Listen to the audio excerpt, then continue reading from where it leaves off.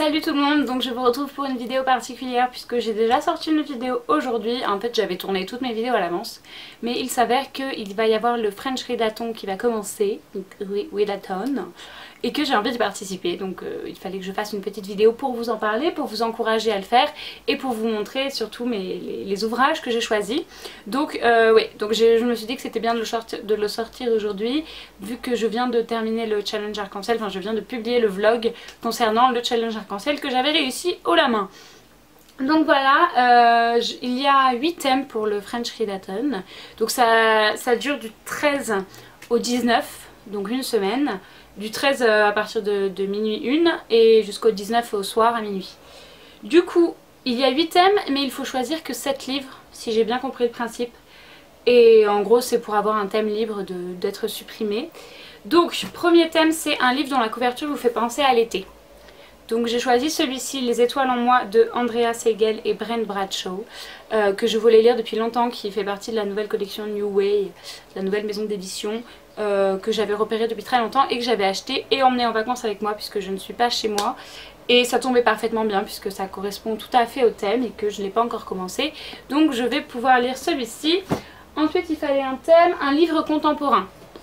Donc je n'avais pas de livre contemporain, je suis allée en acheter un. J'ai choisi Meurtre au poisson rouge de Camilleri et Lucarelli.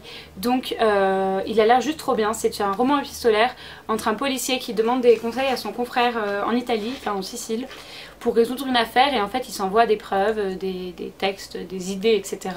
Et ça a l'air, genre c'est écrit des fois comme ça, je sais pas si vous voyez bien, ça a l'air plutôt chouette, genre des petits apartés, etc. Ça a l'air cool. Donc je vous en dirai des nouvelles, je pense que ça va être lu facilement, j'adore les romans épistolaires. Donc ça tombe plutôt bien. Ensuite, troisième thème, il me semble, voilà, un livre qui fait plus de 300 pages. Donc je ne suis pas chez moi, donc j'ai fouillé dans la bibliothèque de Lucas. J'ai trouvé Les enfants de la lampe magique que je n'avais jamais lu, qui est assez connu dans la librairie Young Adult, dans la littérature Young Adult. Donc c'est le tome 1 et il fait 350 pages. Donc c'est parfait, c'est un livre pour enfants que je n'avais jamais lu. Donc pourquoi pas, ce sera fait, je saurai enfin de quoi ça parle.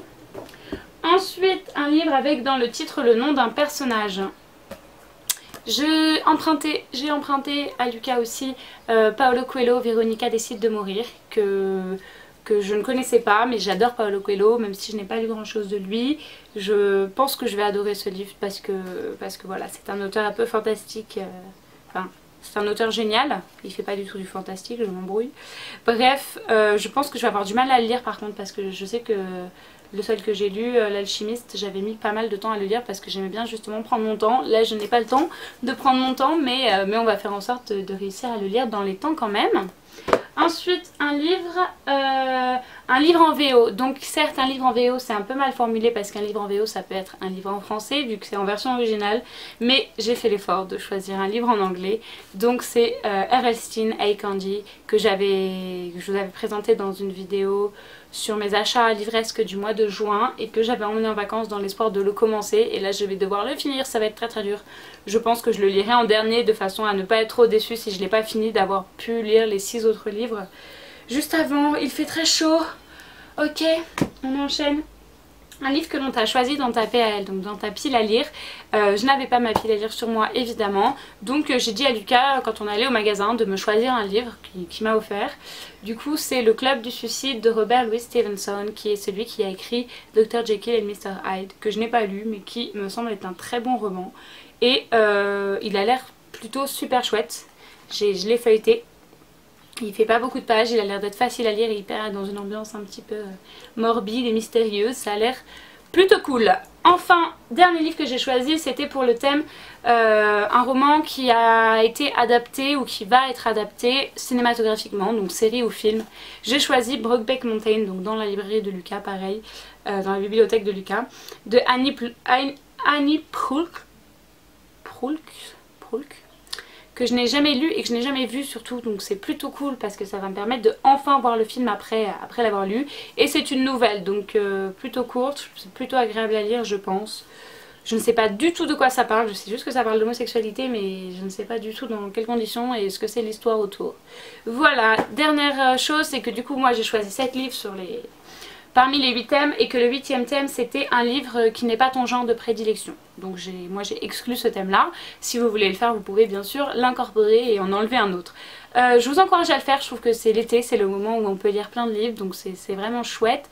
Voilà, dites-moi si vous le faites, même dites-moi les livres que vous choisissez, comme ça on pourra en parler pendant le challenge, se soutenir et se dire ce qu'on a pensé des livres, tout ça. Donc je vous ferai probablement pas un vlog, peut-être pas un vlog, mais un débrief des livres que j'ai lus et de mon avis dessus. Donc désolée pour la qualité de cette vidéo qui est complètement médiocre parce que je ne suis pas chez moi, que je n'ai pas mon logiciel de montage, que je n'ai pas tout ce qu'il me fallait pour faire cette vidéo correctement. Et voilà, donc je vous dis bonne journée. Si vous voulez suivre un petit peu tout ce qui se passe dans ma vie sur YouTube, je vous encourage à vous abonner dans les liens qui sont dans la barre d'infos, ou à vous abonner à la chaîne, ou au Facebook, au Twitter, etc. Et sur ce, je vous fais plein de bisous, bonnes vacances tout le monde, et bon courage avec cette canicule qui commence à être juste insupportable.